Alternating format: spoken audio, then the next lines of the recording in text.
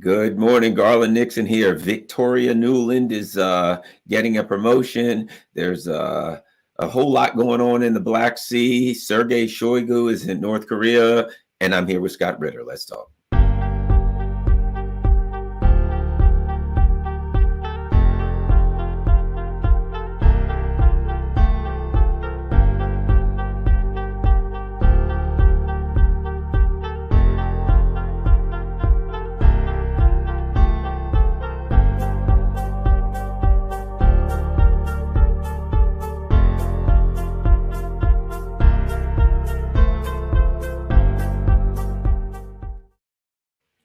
Good morning, Garland Nixon here with Scott Ritter.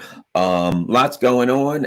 For those of you who don't know, this is my Wednesday morning show with Scott Ritter. We're on every Wednesday from 9 to 10 a.m. My alternative platform, and everybody on YouTube should have one, at least anybody that's pushing back against the system, is on rockfin.com/Garland Nixon. You can see everything sliding across the bottom there. And it's free.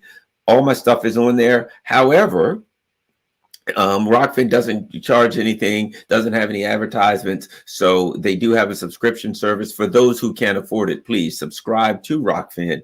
And it's $14.99 a month if you sign up for a year. To give you a couple months off, it's $12.40, I think, a month. For those who can afford it, do that. For those who can't, just sign up. All my stuff is on there. However, I do one show a week for my subscription subscribers on Rockfin only, and this is it. It's from 9 to 10. So I'll do part of it on here, and we'll do the rest of it on Rockfin for my subscribers. Let's start. Number of things are going on.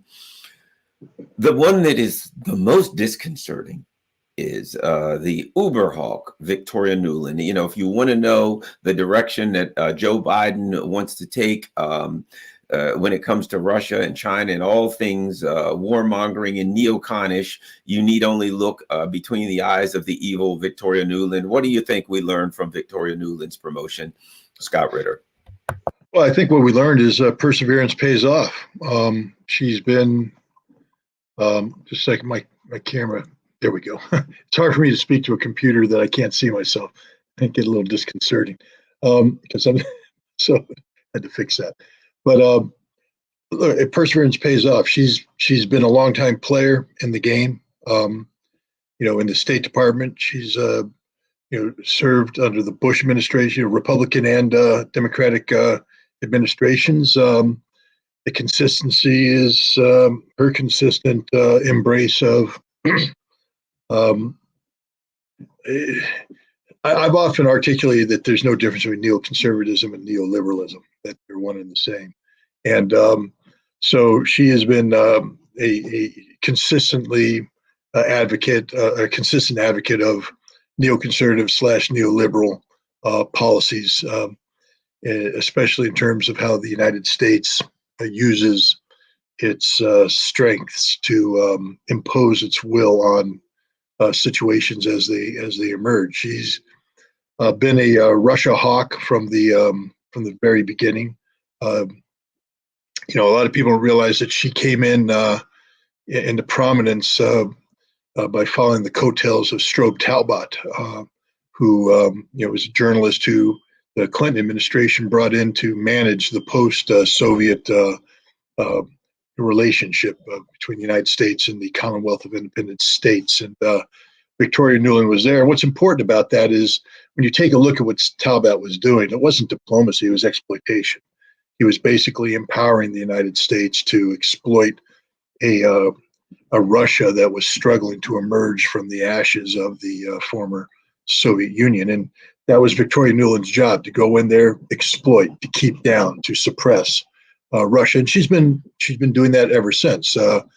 I think most people, if you weren't a policy wonk, you didn't know Victoria Newland's name until Maidan in 2014, when she famously or infamously showed up with cookies, handing them out during the Maidan revolution, riot, uprising, whatever name you want to put on it.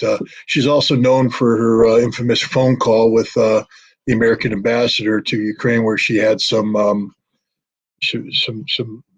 less than diplomatic things to say about the European Union, and she also infamously bragged about hand-picking the future government of Ukraine. Yats is our boy, and she, in doing so, aligning herself with right-wing Ukrainian nationalist politics, which are deeply embedded with the ideology of Stepan Bandera. She herself may have some roots to Ukrainian American activities that are linked with Bandera. So, this is who we got now as the number 2 person in the State Department, a very influential position. She will have a very strong say on policy.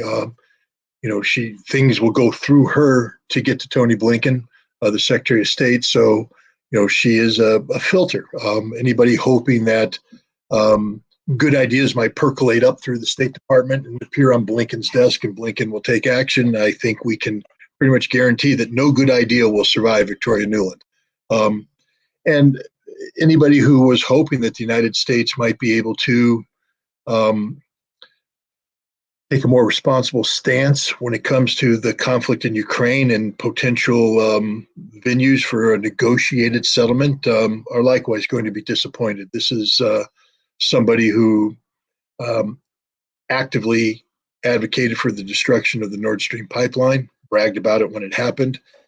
She's somebody who's been advocating for continued military support and expanding military support. So once again, we have a situation where we put the absolutely worst possible candidate in the one position this candidate should never be in.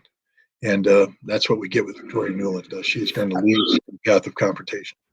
I also think it tells us about more about Biden. For those who think that Biden could have some level of constraint, for those who think that Biden could have some level of practicality, if you are seeing Victoria Nuland as someone who should be moving up the chain, that just shows that you're a pure ideologue, that Biden is, that when we see Blinken and Nuland and Sullivan, and we see these pure ideologues and we kind of, recoil in horror, that Biden is clearly one of them. And he's clearly, I'm not going to say guiding this ship, but I would say that he is on board with the current direction, which is, right over a waterfall, Scott.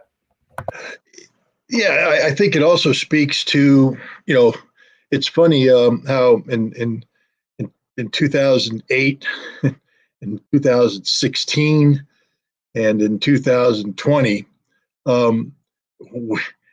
especially 2008, 2016, America said, we're not going to elect Hillary Clinton to be president. We don't want to have anything to do with her as the president. Hillary Clinton's more of a president today than Joe Biden is, especially when it comes to national security.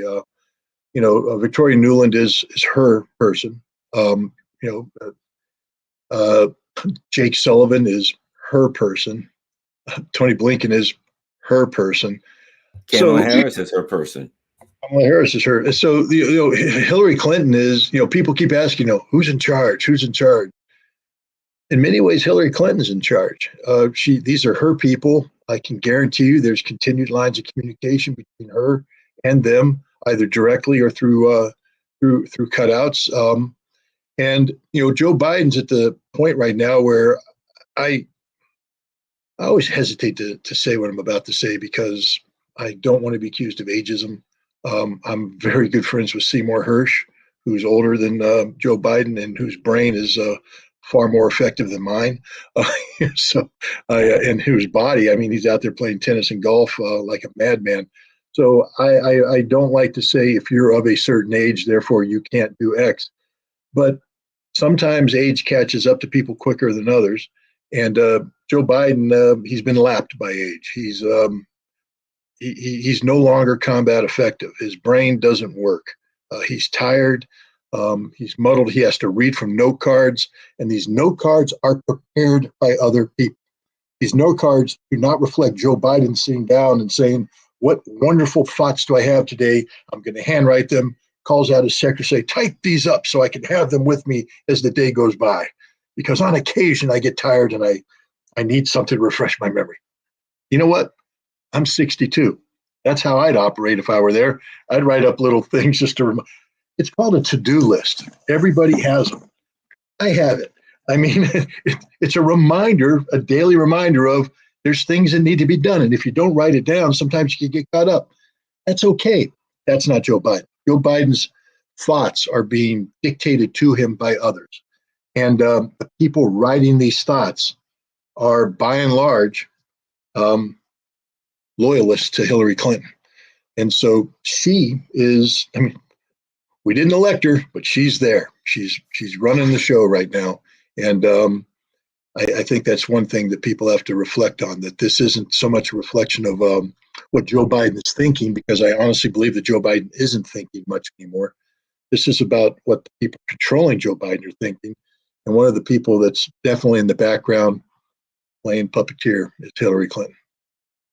I agree with you. And I tend to think that a person who has a lot more power, a lot more effect on Biden's policies than is admitted is Sullivan, because I've heard people who are close to that, people whose name I will not mention, say Sullivan's the guy. Everybody's got to go through Sullivan. He filters everything out and filters everything back down. And sometimes when he filters something that Biden said back down, he just changes it because Biden ain't gonna remember anyway. But hey, say X, then Joe Biden just says Y. But Joe Biden ain't gonna remember if he said X or Y, so he's kind of running, part of the old shadow government, which makes sense.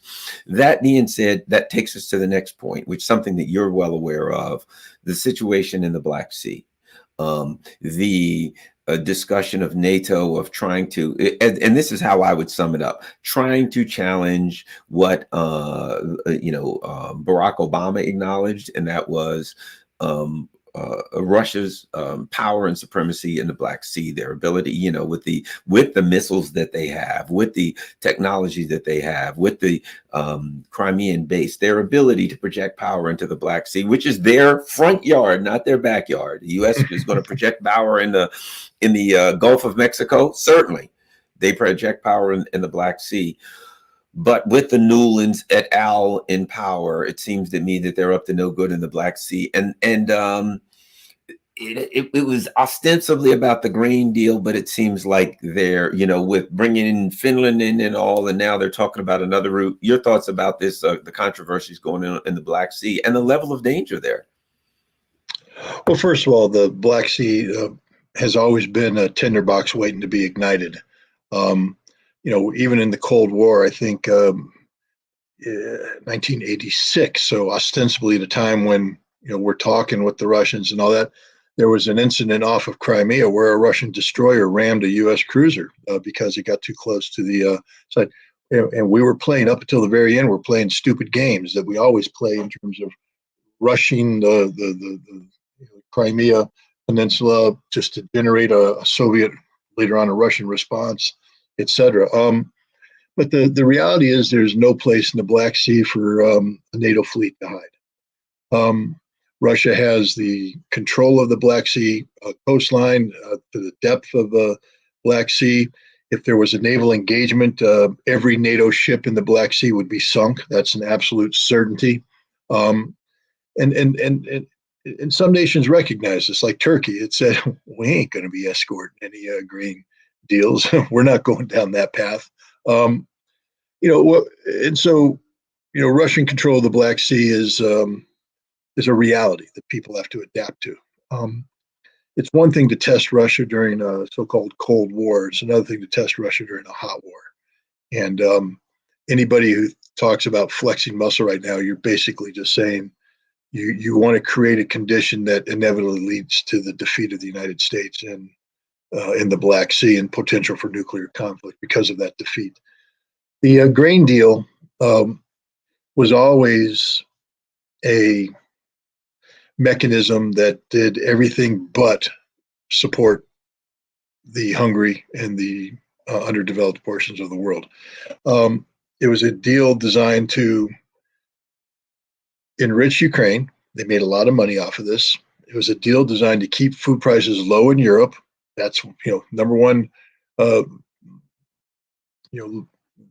destination for this grain was Europe. Um, and even if people need to understand that, like in the United Kingdom, none of that grain went to the United Kingdom.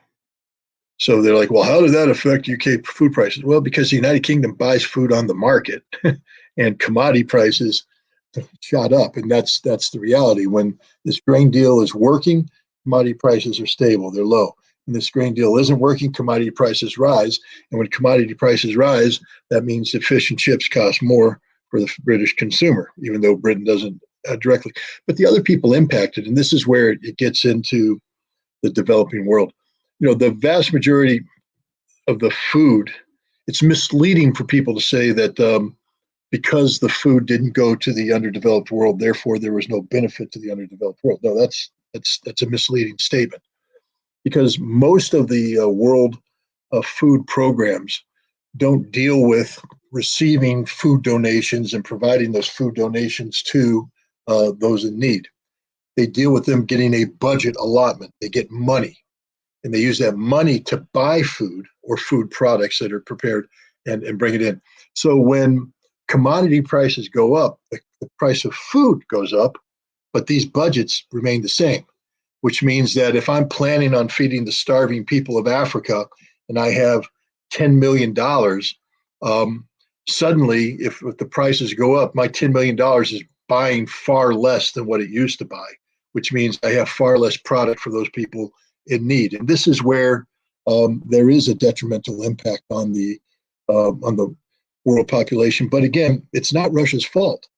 This grain deal was a deal, and there are a couple things about it. One, Russia was supposed to be able to ship grain without any obstacles. Russia was supposed to be able to ship fertilizer without. Fertilizer is an important element, even more important in many ways than the actual food at this juncture, because the food that's being shipped now isn't going to be going to the needy. It has to be processed and all that. There's already food out there in warehouses waiting to be bought.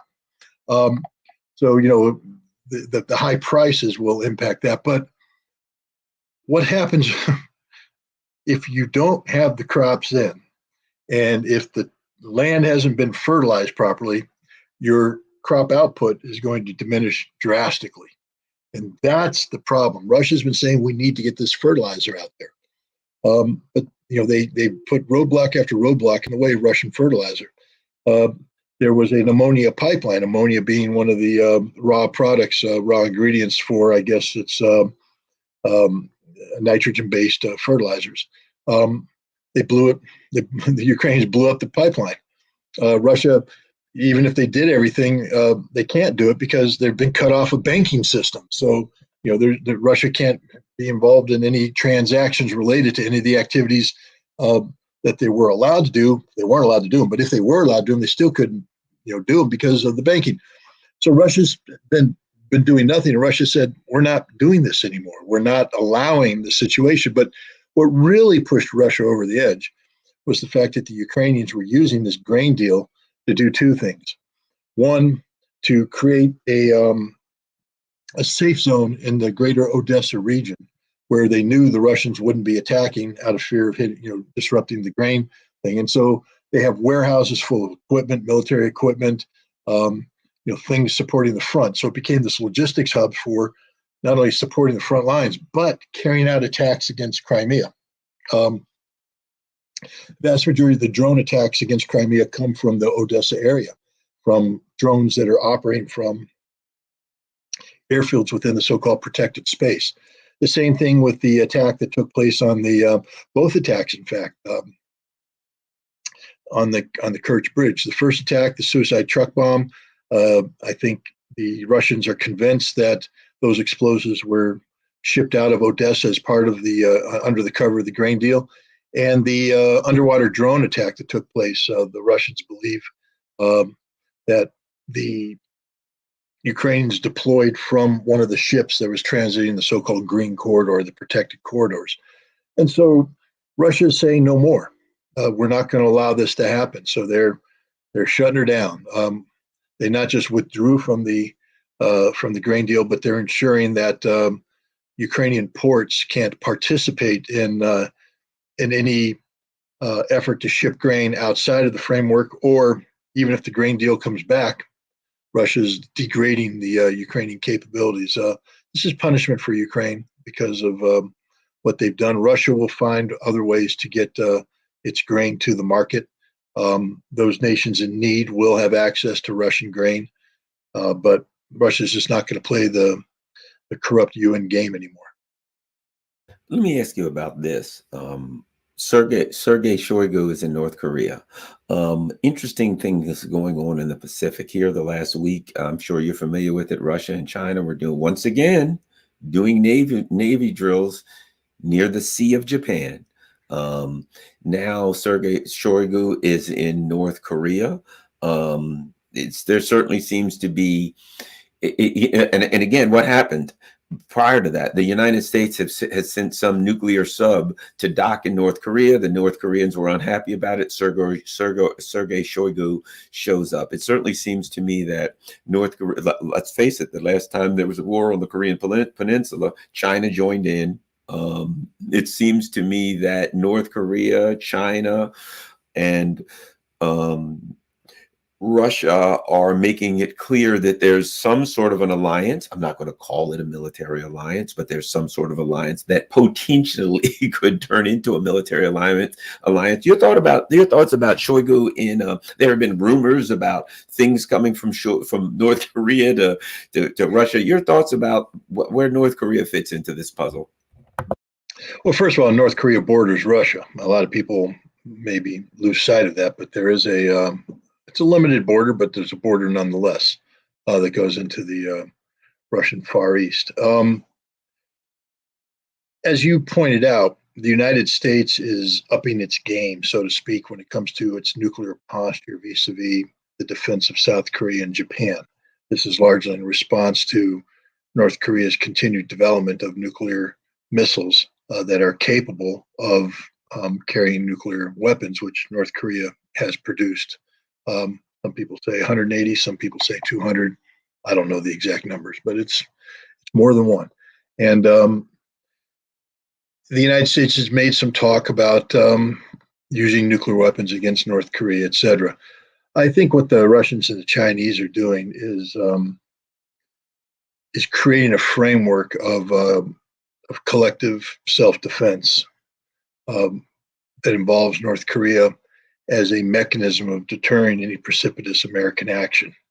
That is, by saying that we stand with North Korea, that an attack on North Korea, they haven't said this yet, but I think this is the direction they're moving in. An attack against North Korea is an attack against us all. We see that's the Russian approach towards Belarus by creating a union. I'm not saying there's going to be a union with North Korea. In fact, there isn't going to be a union with North Korea, but there could be some sort of understanding. I think, the Russian-Chinese relationship benefits from not being treaty-based because, as they've pointed out, a treaty is limiting. It's limiting by its own language because the treaty only encompasses what is in the four corners of the agreement. A wide open friendship encompasses whatever you want it to encompass. It can be as big as you want, it can be as little as you want. There's no, there's no carved in stone definition. And I think that you could be seeing the development of something like that with North Korea. A general understanding that an attack against North Korea would be considered an attack against Russia or China, but not set forth in a detailed treaty, so to speak, because that would, a treaty locks Russia into a situation, and I don't think Russia nor China want to get locked into a situation, but I do think that it's in their interest to create a mechanism that hopefully convinces the United States that there's no such thing as a limited war in Korea, that if you go to war against North Korea, it could become a regional conflict immediately. And maybe that'll serve as a chilling effect on U.S. policy. I also think this, Scott, you know, when the U.S. talks about the denuclearization of the Korean Peninsula, that let's be honest about it, North Korea ain't giving up their nukes. They saw what happened to some other countries. They'll never give them up. However, if they were to, as I see it, the only way that could happen would be if Russia and China would guarantee their security. If we said we're going to denuclearize the Korean Peninsula, however, Russia and China and or China are going to guarantee the security. And if someone attacks Russia, you know, they could put them under their nuclear umbrella, under their military umbrella. That's, to me, that would be the only path for denuclearization of the Korean Peninsula. Because as we saw recently, the U.S. made some overtures to North Korea. We want to talk. And they said, wait, listen to you guys, you're gangsters. You know, they literally said the U.S. is gangsters. Now, if you look at the JCPOA and you look at the Minsk Accord and on and on and on, let's face it, it's not practical to trust the Biden people, Newland, et cetera. So your thoughts about the denuclearization of the peninsula and the part, if that would happen, that China/Russia would have to play in that? Look,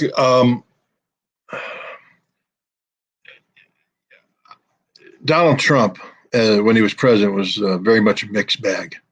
As you pointed out, he withdrew from the JCPOA, the Iran nuclear deal. Precipitous act, irrational. It's been a disaster. He withdrew from the Intermediate Nuclear Forces Treaty, one of the most dangerous actions a president has taken in modern times, because it opens the door for the conditions that existed in the 1980s that the treaty was designed to get rid of, the introduction of intermediate nuclear range nuclear tipped missiles back into Europe. That leads to every sort of possibility that could result in a nuclear conflict. So extraordinarily dangerous activities on his part.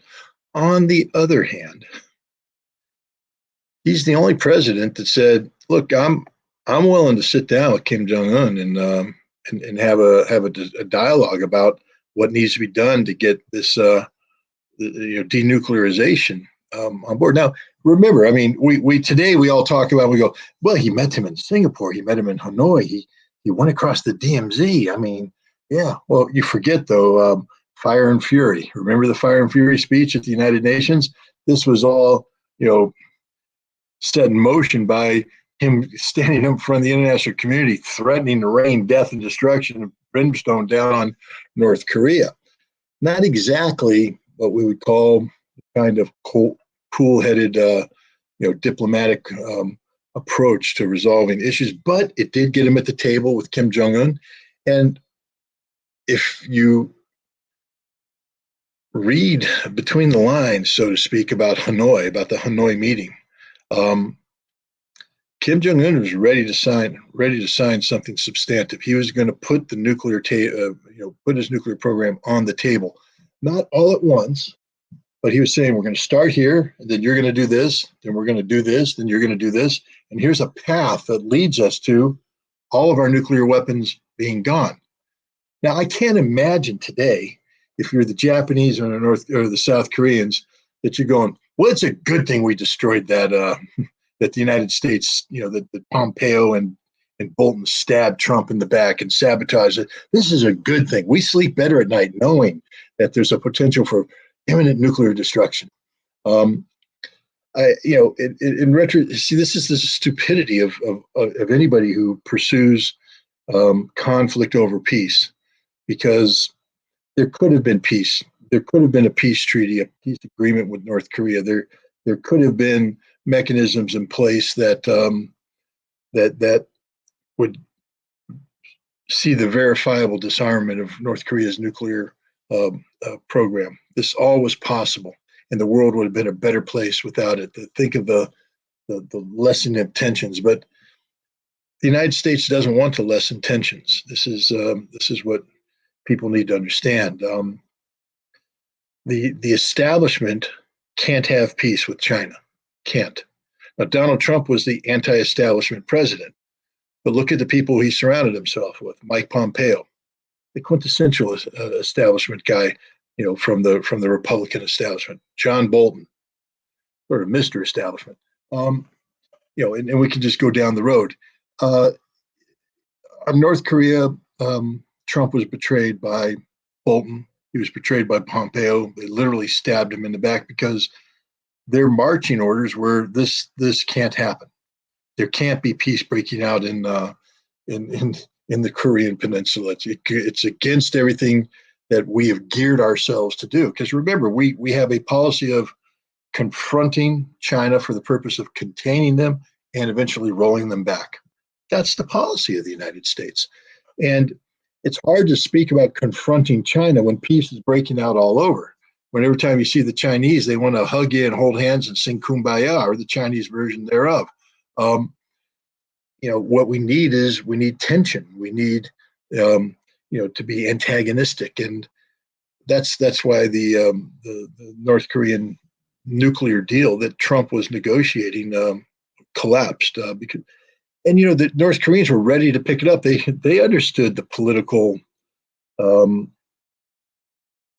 train wreck that is the Trump presidency and post-Trump. I mean, they to believe that North Koreans weren't aware of how difficult it is to deal with Donald Trump, you'd have to believe that they're ignorant as the day is long. They kept the door open for Biden to come in. They kept the door open for the establishment to come in. They said, we are really serious about this. We would like to do this. But Biden hasn't even tried to pick up the baton and run with it.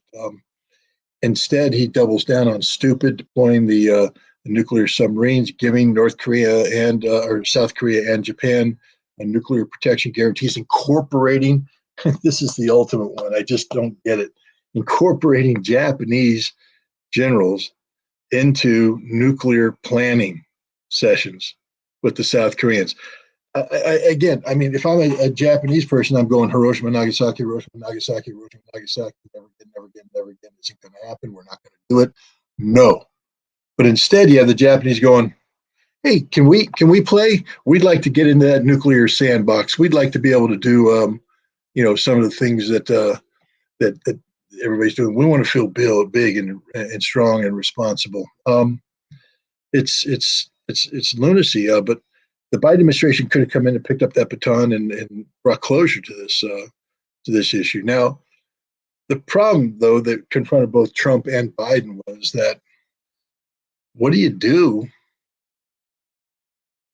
if you're trying to convince a negotiating partner that this deal is permanent, this deal is real, this deal is around, in an environment where George W. Bush withdrew from the foundational ABM treaty in 2002 with no good explanation, where the United States withdrew, as I mentioned, from the Intermediate Nuclear Forces Treaty. We withdrew from Open Skies. We are actively cheating on New START.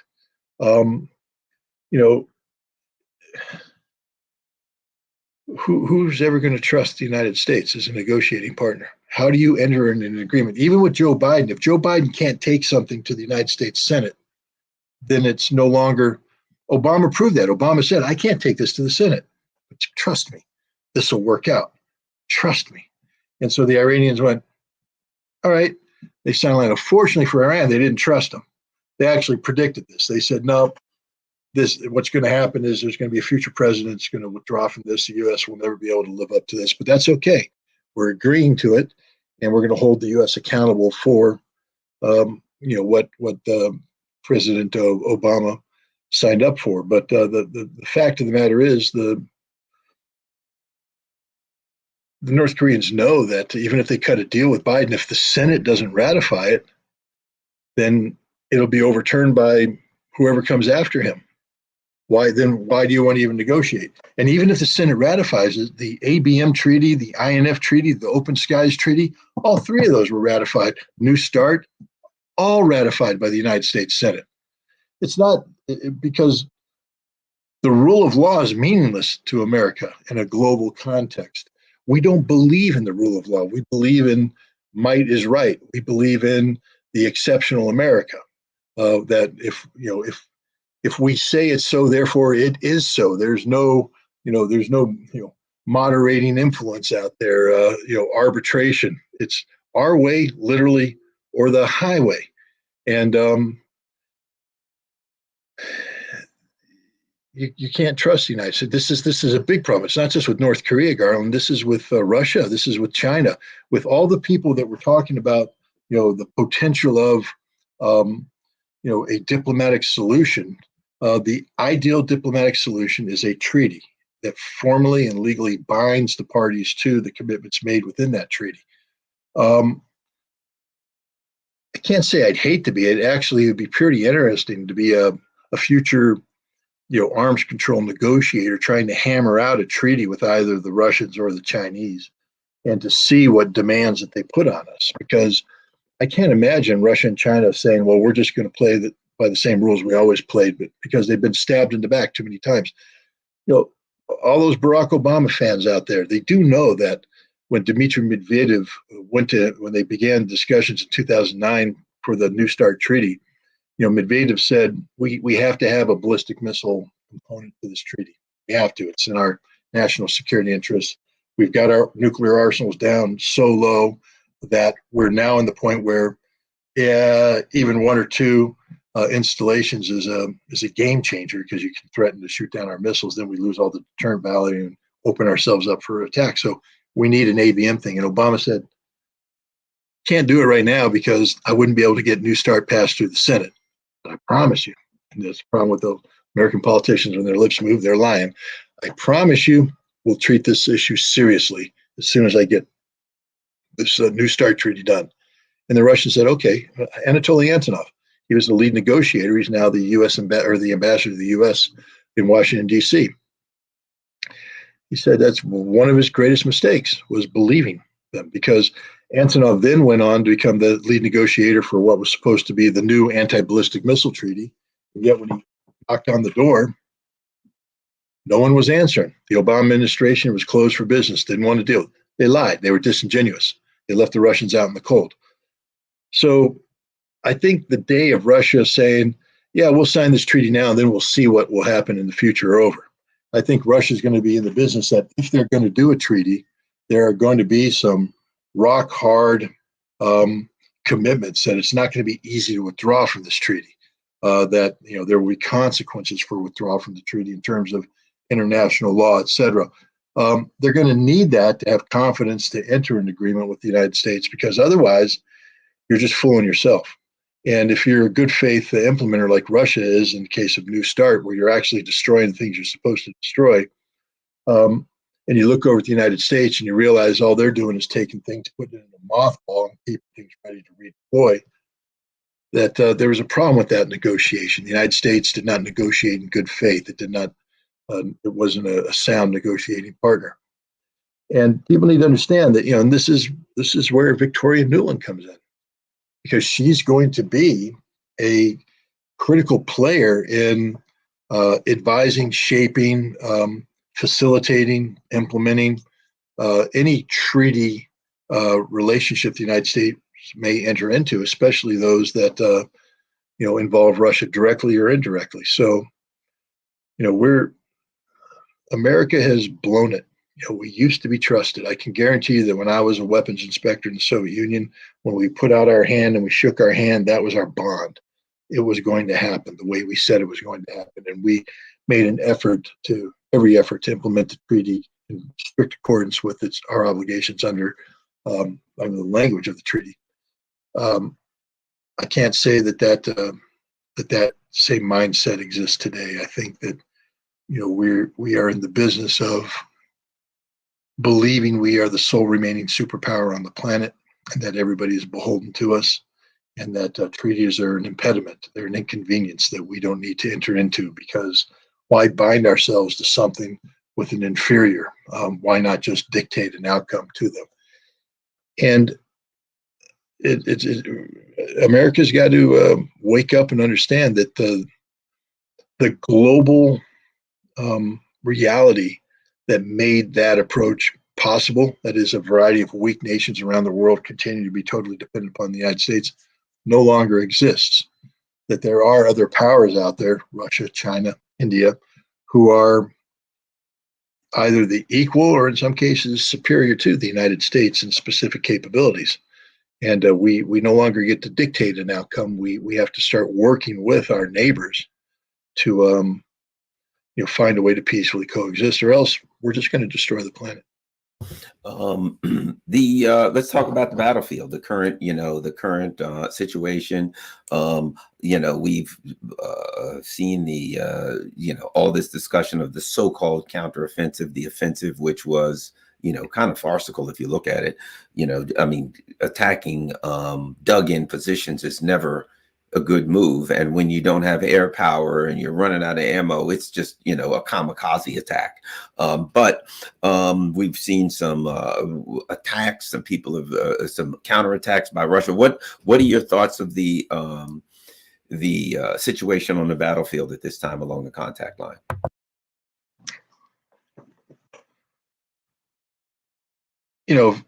The counteroffensive, which I think there's widespread agreement that it began on June 8th. That's when the initial attack was launched against the Zaporizhia direction. It's real. It's a real counterattack. There's significant fighting taking place. And the Ukrainians are showing a level of tactical, operational, and some would even say strategic acumen that might take some people by surprise. It's a very capable force that's fighting the Russians right now. Very capable, very lethal if given the opportunity. But it's also a force that's being weakened on a daily basis. This counteroffensive, by some accounts, has cost them 1/2 of the troops that were trained for this task. 60,000 troops were trained. There's good reason to believe that 30,000 Ukrainian troops have died since June 8th trying to execute this plan. That's a serious loss of manpower. It's very difficult for militaries to absorb this level of casualties and keep on ticking. And what's not said there is what happened to the equipment. Where is the equipment? And we don't know where what happened to all this equipment that was given to the Ukrainians. The Russians continue to have superiority on the battlefield. They're doing well. There are some points of difficulty. If you remember, we've had discussion about the Bakhmut battle, and what again, for all the Prigozhin fans out there, you need to understand what happened. The battle for Bakhmut was never supposed to happen. Bakhmut, from a Russian perspective, they didn't need it. When they took Soledar, they could have frozen that conflict right there and began the process of digging in, building their defenses. In anticipation, remember, for the counteroffensive that Ukraine has been saying we're going to be doing. But instead, Prigozhin, because he needed to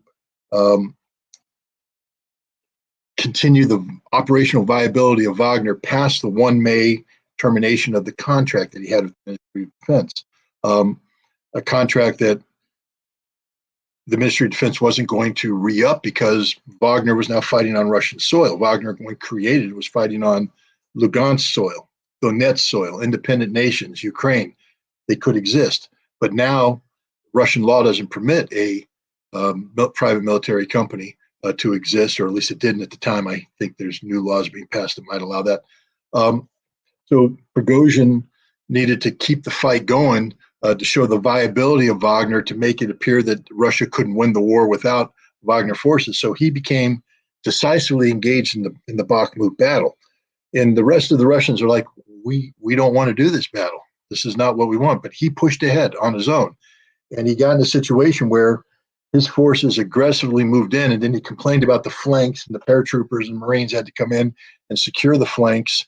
But in doing so, they got caught up in this battle, which, yes, meat ground up the Ukrainians, but it also was grinding them up too, and they didn't have a chance to consolidate their positions, to dig in, to lay the minefields that have been so effective in breaking up Ukrainian counterattacks. And so now in the Bakhmut area, the Ukrainians are putting in a lot of resources, and the Russians aren't operating from that solid foundation of an in-depth defense, that that's been prepared for months in advance. And so we have a much more fluid situation, greater difficulty. And it lends itself to, again, information warfare is everything. The Ukrainians, saying that, we're back in Bakhmut, we're getting ready to cut off Bakhmut. Now the Russians are forced to, fight and die for obscure villages and obscure hills, just because if you lose Bakhmut, that'll be a huge psychological blow. So now it's almost like the Ukrainians have flipped the script with the Russians. It's the Russians that have to continue this fight because of the optics of losing Bakhmut. Fortunately for the Russians, they're not suffering anywhere near the level of casualties that the Ukrainians are, but nonetheless, it is disruptive to the Russian war effort, what's going on in Bakhmut. The Ukrainians have the initiative, they have the momentum, but they really haven't taken that much territory. They're losing a lot of guys doing it. But Russia, on the other hand, going north, Russia has broken through Ukrainian defenses. I think yesterday they penetrated 6 kilometers, which is significant. The Ukrainians are having to divert forces away from Bakhmut and from Zaporizhia up to this area to help seal off the Russian offensive. So there's just a lot of stuff happening right now. You and I talked. We've had this conversation in the past about what's next. Okay, we talked about the potential of collapse for the Ukrainian army. We said, what happens when you suffer a certain amount of casualties, leadership, logistics, and there comes this culminating point where you stop being combat effective, and almost in a blink of an eye, you become combat ineffective, and then there's the collapse. The Ukrainians may be heading to that point in certain areas on the line, but now the question is, what next? You and I have talked about Russian reinforcements, that the Russians have upwards of 180 to 200,000 guys out there that haven't been committed to the fight, at least decisively so. But the real question is, what can they do? What can you do with 180,000 guys? Can you take Kharkov? Kharkov's a big city. Can you, with 180,000 guys, take Kharkov, knowing that in World War II, you would have to have 2-3 million people to take Kharkov? Can you take Kharkov? Can you hold Kharkov? So if the Ukrainians decided to turn Kharkov into a fortress, does Russia have enough troops to take that city, to get into the house-to-house fighting? We keep talking about Odessa and how it's, people imply that it's a ripe fruit ready to be picked from the tree. No. To get to Odessa in World War II, the Soviets had to take Kiev first, and then pivot south and fight their way down on the right bank of the Dnieper River to get to Odessa. Does Russia have enough troops to do that? And so I think Russia's getting to the point right now where, even though they're in a good position vis-a-vis the Ukrainians, you don't see the Russians out there thumping heads and putting people into. They have reserves. They have significant reserves. And these reserves are going to have an impact on the battlefield.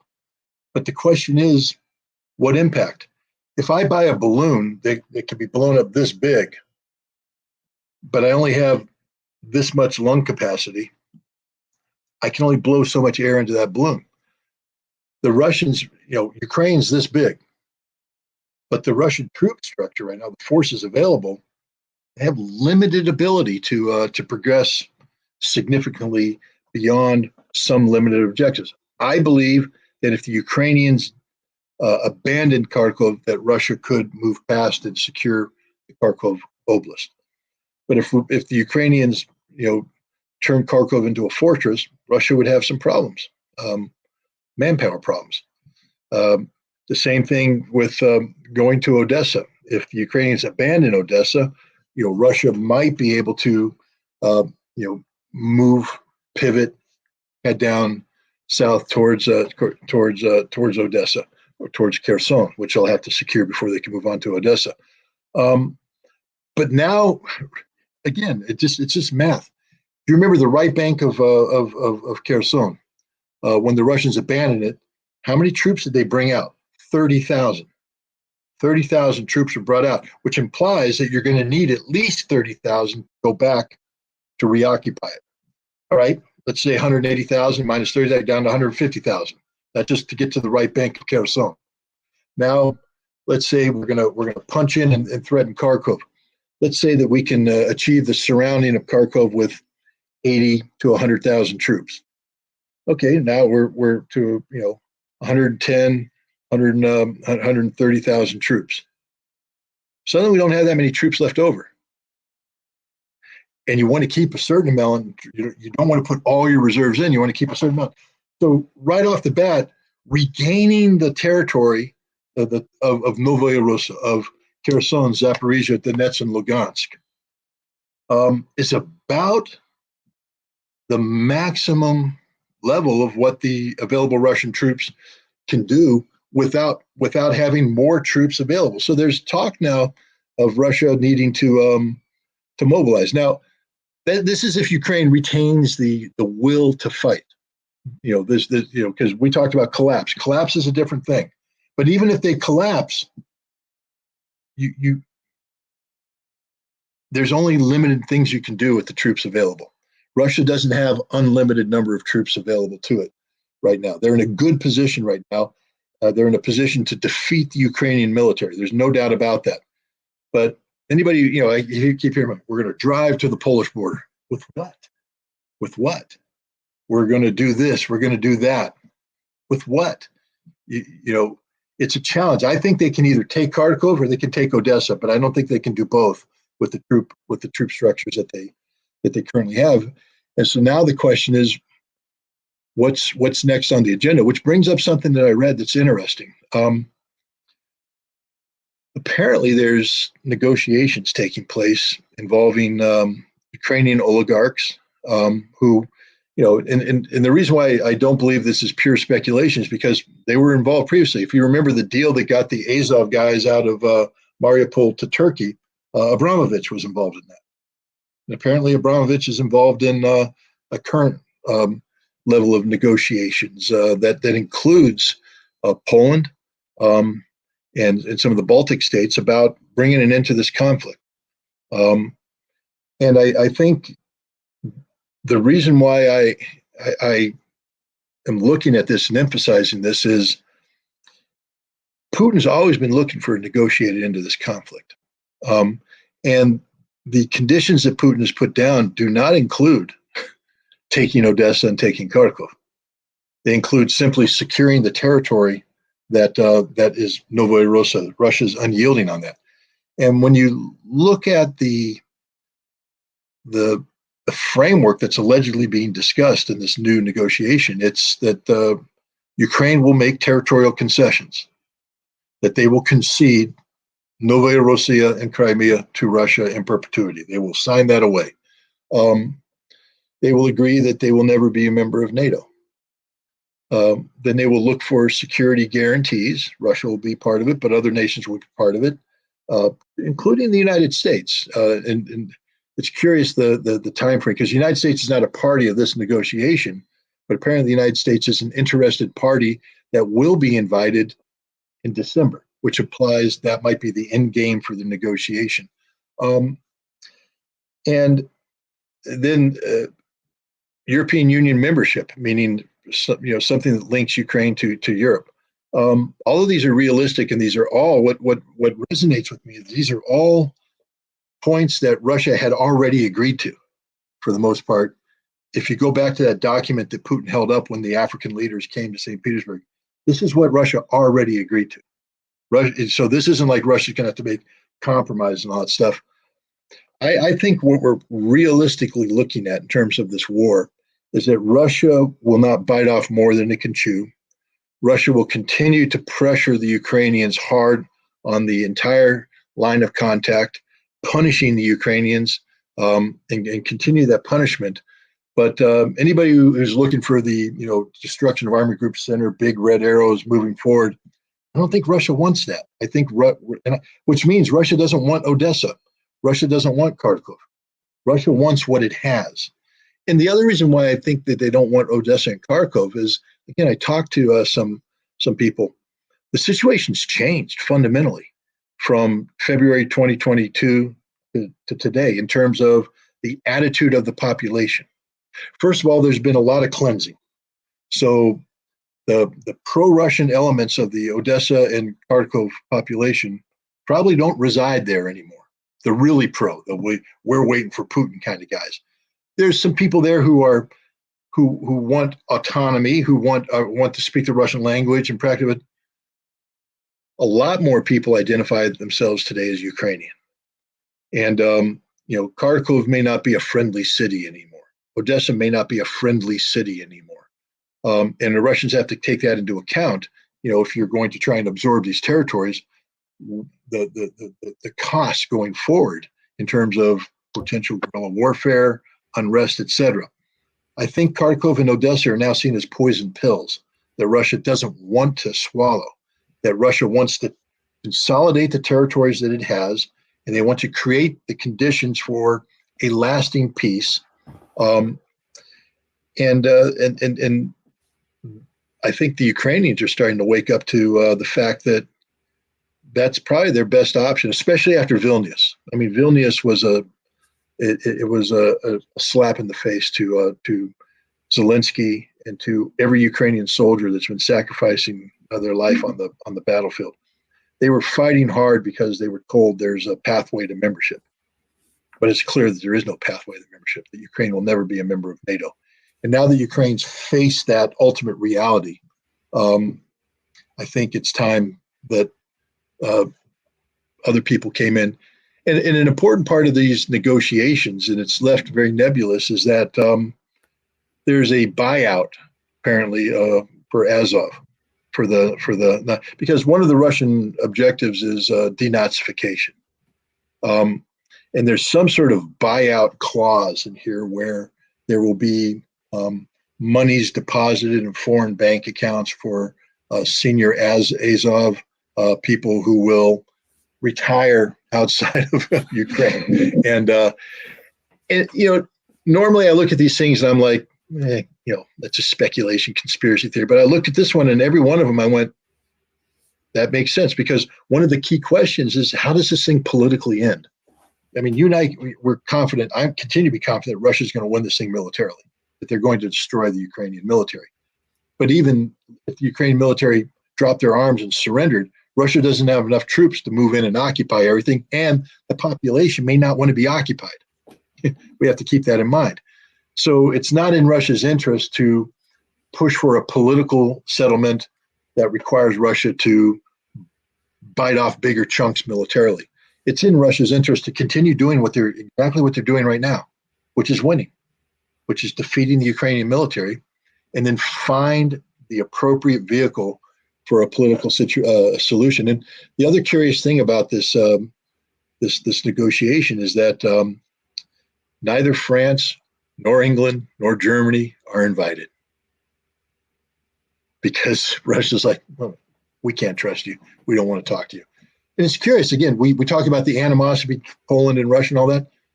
Who is invited? Poland. Why? Because Poland has a vested interest in a really secure Ukraine, a Ukraine that can function as a nation state. It's in Poland's interest to have the most viable Ukrainian state emerge from this war. So I think that's why Poland is at this table. Anyways, we'll see where that goes. But it's I just thought it's a fascinating, when you look at that, because you have to look at the battlefield right now and say, why is Russia doing this but not this? What is this? What is that? What is this? And there's a lot of restraint on the side of Russia. Even the big breakthrough they had, it appeared that for at least a day, when they broke through the Ukrainian lines, there was nothing. There was nothing. They could have gone. The problem with going is now you have to commit everything into that decisive. And now you've created a bulge. You have to defend that. Yeah, and that brings in all the logistical things, and you complicate the military picture. And the Russians were like, hold up, wait a minute. Hey, Ukraine, you guys want to fill that gap? Yeah, go ahead and bring those 3 brigades in. Thank you very much. Okay, now nobody will be talking about big aero operations. We'll go back to grinding them down. I don't think Russia's in the I don't think Russia's in the big arrow business right now. I think Russia's in the grind them down business, trying to make the point that they're going to get this territory back no matter what. And the question is, where does Ukraine want to be when that happens? And I think right now, and look who's coming in. It's one of the guys. The names was Kolomoisky, the guy, the underwriter of Zelensky. He's involved. Abramovich, others. This is the money. These are the guys that are going to be the heart of the Ukrainian economy in a post-conflict world. So I think that there's a lot more to this talk of this particular negotiation than maybe many people give it credit for. I agree with you. And I also have said all along, I believe that Russia sees the military conflict as one element of this conflict because they're doing other things. They've got this big Africa summit going on, huge part of what they're doing. They're in North Korea. They're doing things with China. So while we all focus on the conflict, I think Russia realizes we've got a multi-pronged strategy here, and the military part is just one of them. We don't need to overrun anybody right now. We need to hold steady. We need to keep the pressure on here. We need to keep the pressure on in the Sea of Japan, where we need to go to North Korea. We need the Africans coming in. It's a multi-pronged strategy, which is a very wise move on there. But, I've always said, I don't think the Russians want to push the U.S. or push NATO to a point where they got to make a decision. I think they want to keep the pressure on in all arenas. Scott Ritter, thank you very much. Everyone, go to Scott Ritter Extra. That's scottritterextra.com. He's done some fine work there. Agent Zelensky is a great video. It's great work. Everybody find that. Share Scott's stuff on your on all of your social media platforms. Make sure you check regularly on Scott's. There's a lot of good stuff on scottritterextra.com, and there are opportunities there for you to contribute. Let's face it, everybody's got to eat. This is hard work, but we gotta keep a roof over our heads and have the ability to continue to do this. People have to travel, people have to make calls, pay for things, buy computer equipment. So go to scottritterextra.com, keep up with Scott's work, and do what you can do to contribute to Scott's valiant efforts. Thanks a lot, Scott, and I will talk to you soon. Okay, thanks, Colin. All righty.